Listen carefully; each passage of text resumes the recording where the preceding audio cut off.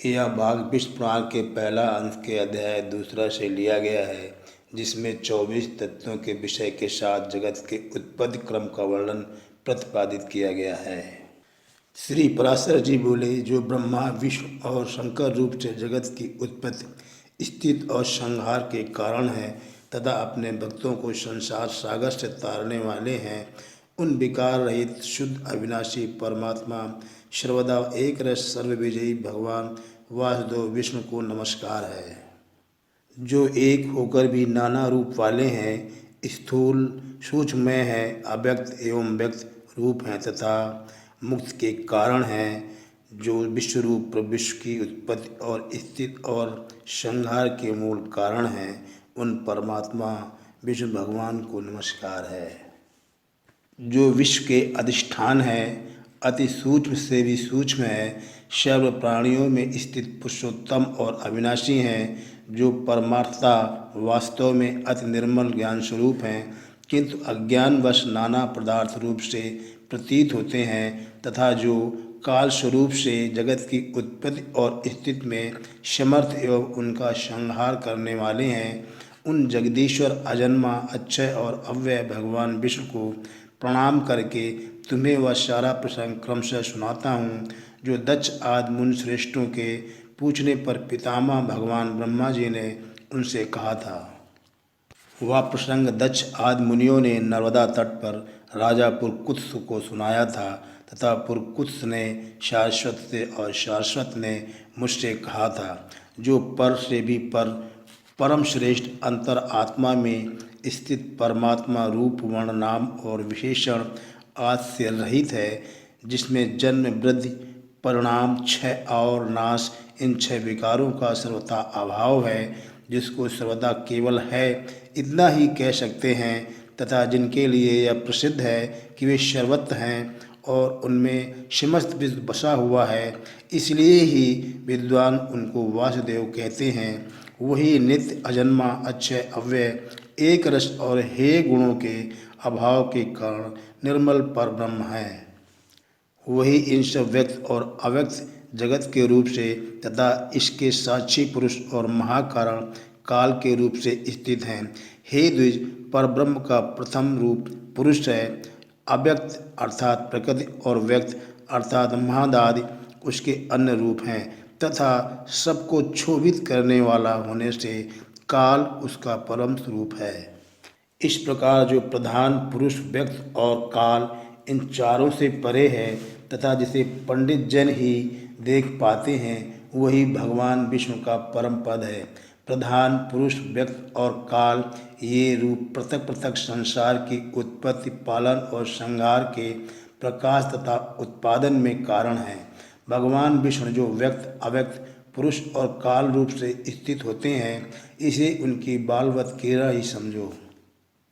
उनमें से अव्यक्त कारण को जो सदरूप अर्थात कारण शक्ति विशिष्ट और नित्य अर्थात सदा एक रस है, श्रेष्ठ मुनिजन प्रधान तथा सूक्ष्म प्रकृति कहते हैं, वह क्षय रहित है, उसका कोई अन्य आधार भी नहीं है तथा अप्रमेय अजर निश्चल शब्द स्पर्शाद शून्य और रूपादि रहित है।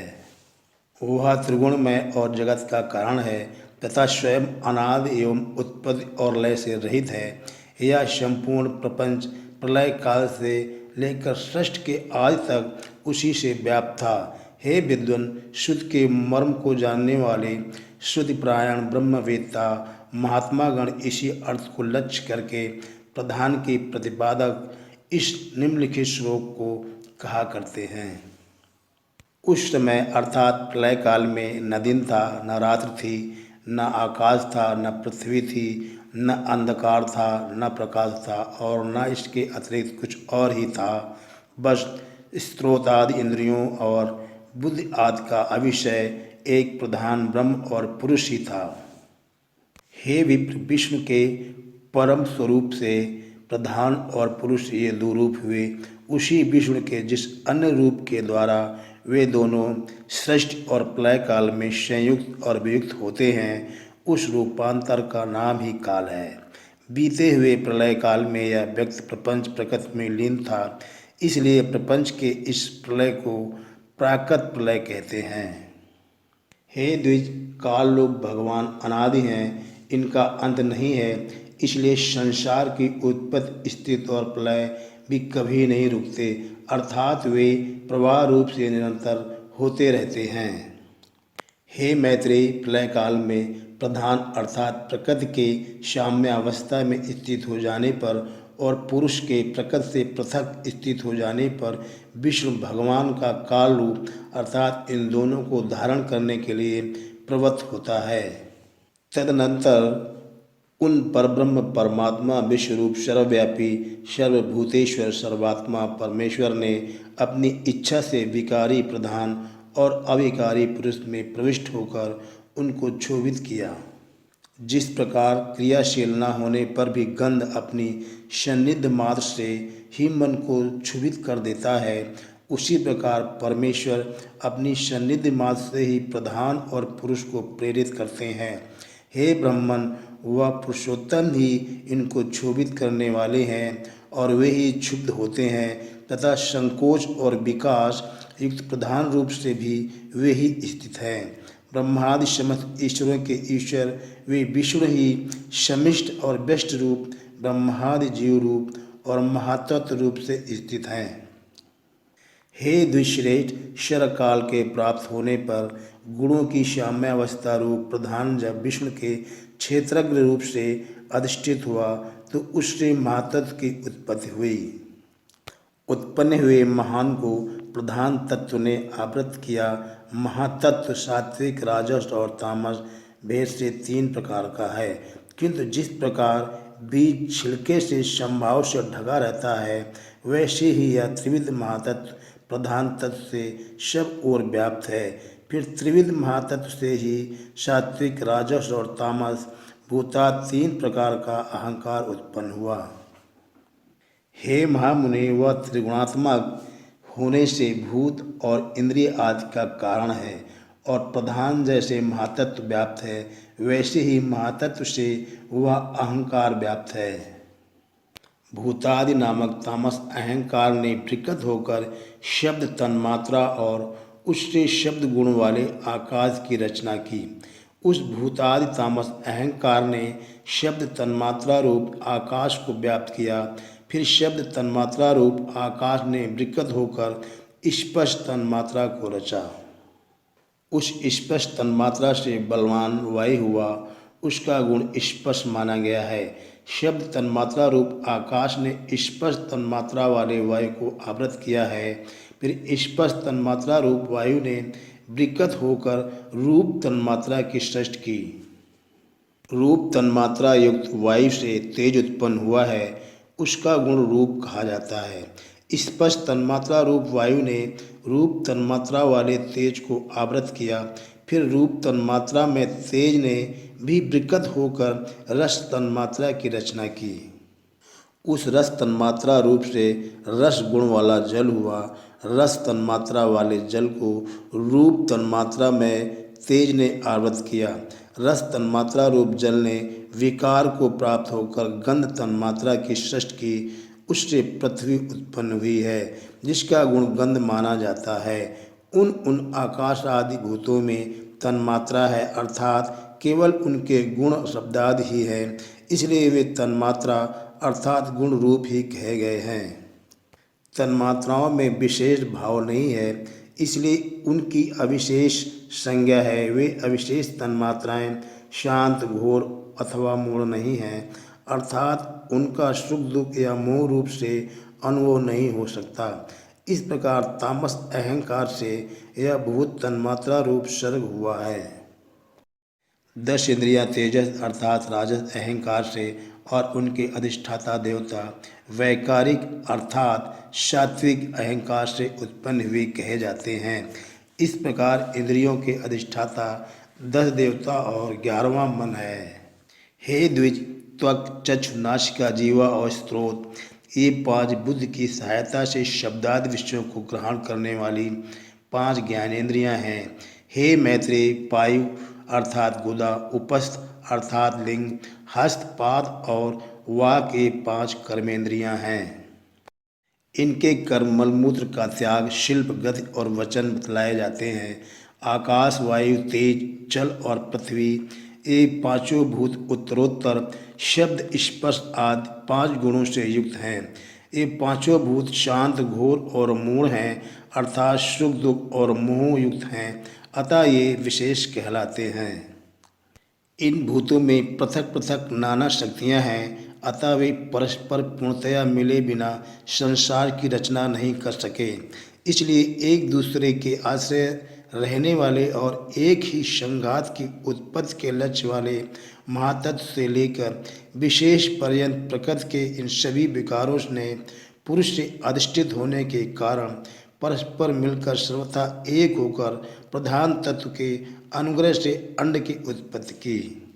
हे महाबुद्धि, जल के बुलबुले के समान क्रमशः भूतों से बड़ा हुआ वह गोलाकार और जल पर स्थित महान अन्न ब्रह्म अर्थात हिरण्यगर्भ रूप विष्णु का अति उत्तम प्राकृत आधार हुआ। उसमें वे अव्यक्त स्वरूप जगतपति विष्णु व्यक्त हिरण्यगर्भ रूप से स्वयं ही विराजमान हुए। उन महात्मा हिरण्यगर्भ का सुमेरु उल्ब अर्थात गर्भ को ढकने वाली झिल्ली, अन्य पर्वत जरायु अर्थात गर्भाशय तथा समुद्र गर्भाशयस्तरस था। हे विप्र, उस अन्न में ही पर्वत और दीपाद के सहित समुद्र, ग्रह गण के सहित संपूर्ण लोक तथा देव, असुर और मनुष्य आदि विविध प्राणी वर्ग प्रकट हुए। वह अंड पूर्व की अपेक्षा 10-10 गुण अधिक जल, अग्नि, वायु, आकाश और भूतादि अर्थात तामस अहंकार से आवृत है तथा भूतादि महातत्व से घिरा हुआ है, और इन सबके सहित वह महातत्व भी अव्यक्त प्रधान से आवृत है। इस प्रकार जैसे नारियल के फल का भीतरी बीज बाहर से कितने ही छिलकों से ढका रहता है, वैसे ही यह अंड इन 7 प्राकृत आवरणों से घिरा हुआ है। उसमें स्थित वे स्वयं विश्वेश्वर भगवान विष्णु ब्रह्मा होकर रजोगुण का आश्रय लेकर इस संसार की रचना में प्रवृत्त होते हैं तथा रचना हो जाने पर सत्गुण विशिष्ट अतुल पराक्रमी भगवान विष्णु उसका कालांत पर्यंत युग युग में पालन करते हैं। हे मैत्रेय, फिर कल्प का अंत होने पर अदारुण तम प्रधान रुद्र रूप धारण कर वे जनार्दन विष्णु ही समस्त भूतों का भक्षण कर लेते हैं। इस प्रकार समस्त भूतों का भक्षण कर संसार को जलमय करके वे परमेश्वर से शय्या पर शयन करते हैं। जगने पर ब्रह्मा रूप होकर वे फिर जगत की रचना करते हैं। वह एक ही भगवान जनार्दन जगत की सृष्टि, स्थिति और संहार के लिए ब्रह्मा, विष्णु और शिव इन तीनों संज्ञाओं को धारण करते हैं।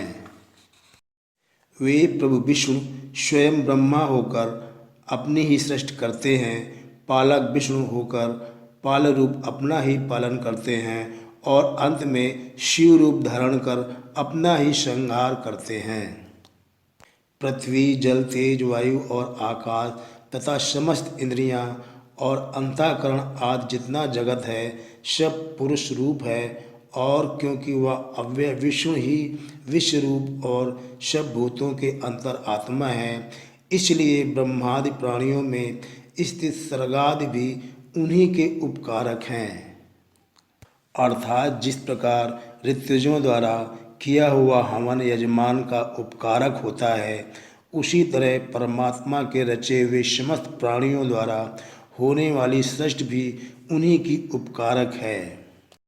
वे सर्वस्वरूप श्रेष्ठ वरदायक और वरेण्य अर्थात प्रार्थना के योग्य भगवान विष्णु ही ब्रह्मा आदि अवस्थाओं द्वारा रचने वाले हैं। वे ही रचे जाते हैं, वे ही पालते हैं, वे ही पालित होते हैं तथा वे ही संहार करते हैं अर्थात स्वयं ही संग्रत होते हैं।